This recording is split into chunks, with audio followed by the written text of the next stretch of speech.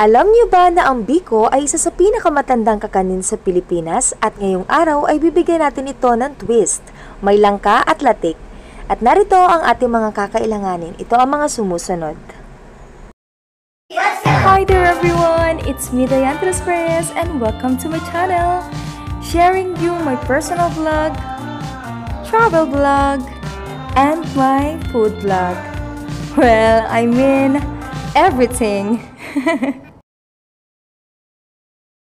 Kaya tara na't simulan ang ating pagluluto ng masarap na biko.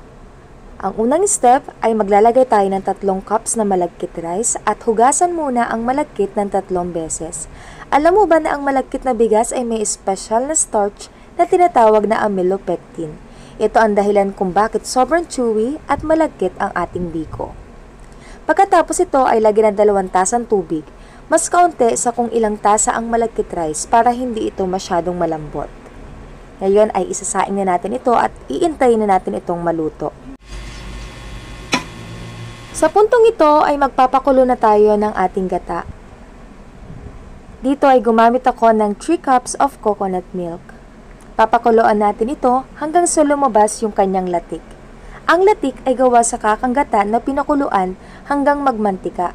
Yung latik na alam mong pampatong, yan yung natirang golden brown bits pagkatapos lumabas ang langis. Ang sarap, naiisip ko pa lang. At ayan, kapag luto na ang ating latik, iintayin lang natin siyang mag-brown at wag natin itong susunugin. Ngayon naman ay gumamit ako ng strainer para maihiwalay na natin yung ating latik sa kanyang langis. Itong langis na to ay gagamitin natin sa paghahalo ng ating malagkit rice mamaya. Talagang itsura pa lang naaamoy mo na at ayan, ilalagay na natin ang ating mantika na galing sa ating coconut milk. Ilalagay na rin natin ang ating minatamis na langka. Hahatiin lang natin yan dahil gagamitin natin yung kalahati sa pang-toppings mamaya. Ang langka o jackfruit ay may natural na tamis at aroma.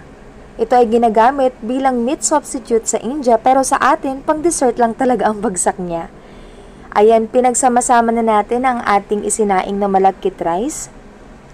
Idadagdag na natin dyan ang 1 cup of sugar.